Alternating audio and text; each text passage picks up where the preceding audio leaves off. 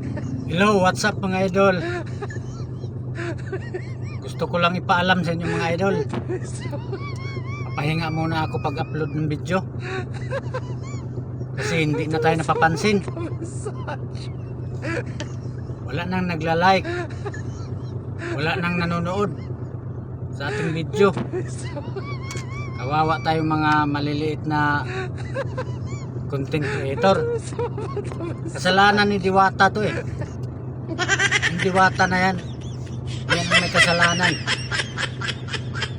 Kasi lahat ng tao nandoon na sa kanya, nanonood. Lahat ng tao nandoon na ang atensyon sa kanya. Kasalanan ni Diwata to.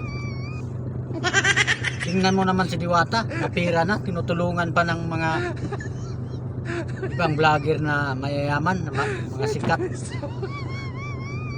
Kasi para makadami din sila ng views. Mabawi lang din nila yung binibigay nilang pera doon ni Diwata. Kaya kasalanan mo to, Diwata. Kaming mga maliliit na content creator, hindi na kami napapansin. Kada bukas ng Facebook, ikaw yung laman ng Facebook, TikTok, YouTube, ikaw ang laman ngayon. Kaya wala, pahinga muna ako. Saka na lang ako pag mag-upload ng video pag malaos ka na, Diwata.